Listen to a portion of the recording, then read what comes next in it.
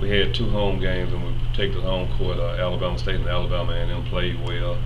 I thought the key was the two road games, having to go to Alcorn, which was a rival game, and having to come back to Southern, and then played well. I think the key now, like we told our guys, we got to focus our attention to Texas Southern. They're coming in at 3-0. The tie for first was, I think, we may be a half a game in front of them. We're 4-0 and they're 3-0, but this is a huge weekend for us because we got two of the top teams coming in. Texas Southern at 3-0 and then Fayetteville on Monday at 2-1.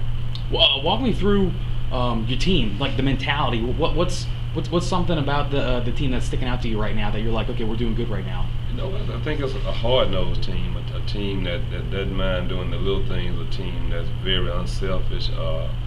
It's a next man mentality of stepping up. We fought through some injuries. We lost Duntelis Ross the second game of the season, who was starting at the point.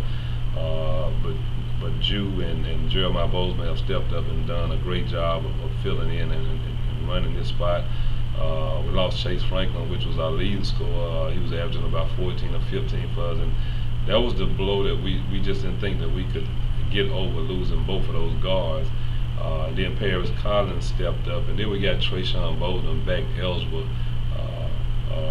back from injury, and that was huge for us because he and Mo Rivers have actually played really well together.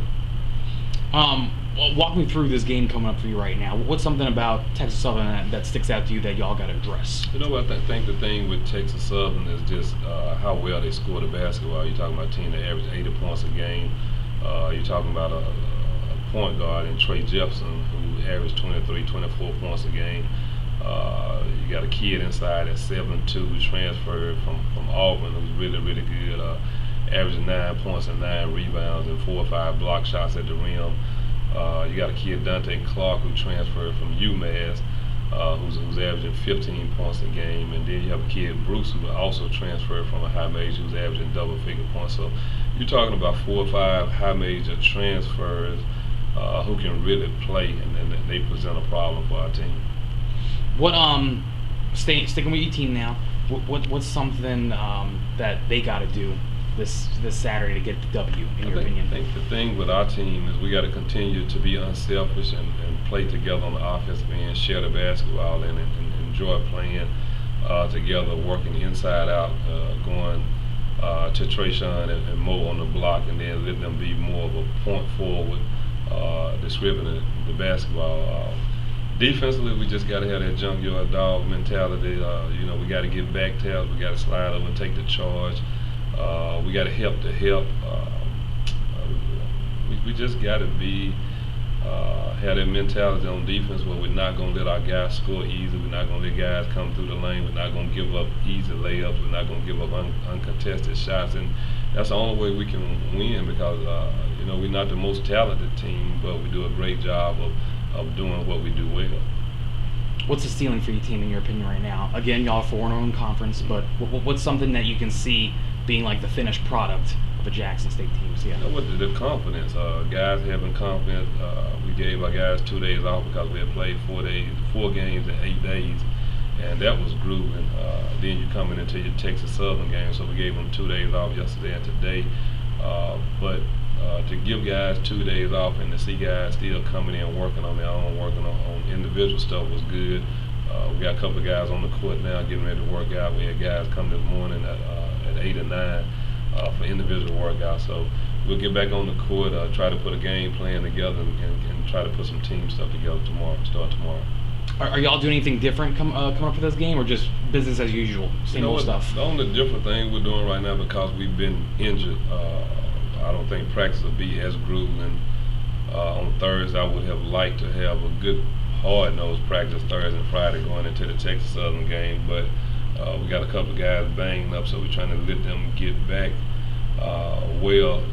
And we still don't know if they'll be able to play on Saturday or not, so it's just a thing that we got to kind of wait and see how Thursday go, how Friday go, and then how they feel on Saturday morning. But we need everybody right at this point. Coach, it seems like every year, you've become a master at mixing and matching guys and putting pieces together. Just, as a coach, how do you adjust to losing key player after key player but still playing at a high level? Well, I think it's the preparation of knowing your players, giving your player a role, and then making sure that they kind of do their role. Injury is something that you don't prepare for. You don't know it's coming. We playing in the game, and we playing Southern the other night, and Paris Collins goes down with 14 or 15 minutes to go in the game, and then you have to adjust. Jesse Love has a different role. Jordan Berry has a different role. Lemon Howard has a different role. And then going into the Texas Southern game, what you do, you bring them in and you try to watch film with them, and you try to get whatever they can do well. You try to stress that and try to get them to do that well. And what they don't do well, you try to eliminate that and not put them in a position to be able to expose that. Is there anything that you can tell us about the health of Paris? He went to the doctor yesterday, high ankle sprain. He may be out a week, maybe a week and a half. We just hoping and praying that, it's one of those things that on Friday he feels better and he's able to play. He was in a boot this morning. He was in the boot yesterday. So right now it's day to day, and we're just trying to wait till Friday just to see what he can and cannot do. And Coach, just talk a little bit about the play of guys you just mentioned, Jesse Love and Lemmy Howard and Tyler Berryhill. Just talk about how those guys have stepped up for you these last couple of weeks. They've stepped up huge. Jesse Love has been around the program. He's a redshirt sophomore, so this is his third year. He's a coach's player. He understands the offense, a very smart player. He takes the scouting report and he does exactly what you want done. Lemon Howard has been a surprise. He's been up and down, but he's playing his best basketball right now. Played really well at Alcorn. Gave us 3 good minutes the last game here against Alabama A&M, and then played about 15 minutes at Alcorn and played well, and then had his best game at Southern. 12 points and maybe 5 or 6 rebounds, and hit 2 big threes, and then got a big offensive rebound and put back and a free throw. So both of them are playing well. I think Jordan Berry has come off the bench the last couple of games and hit 2 big threes, and then his defensive pressure, just his excitement to be on the defensive end has been big for us. So all 3 of those guys have been key, and especially with Paris Collins going down, we look for them to have even bigger roles this weekend. Okay, and my last question, Coach, with the students coming back, the student body coming back, what do you think having them on campus will add to the atmosphere at the games started this weekend? That's always a plus when you can get your crowd back. I thought that Student Life did an excellent job of getting the bus and going to Southern, and I think we had about 40 kids who actually went over to Southern, and they were real excited, and they did a great job of cheering our team even when we were down, and just have that student body and be back at home.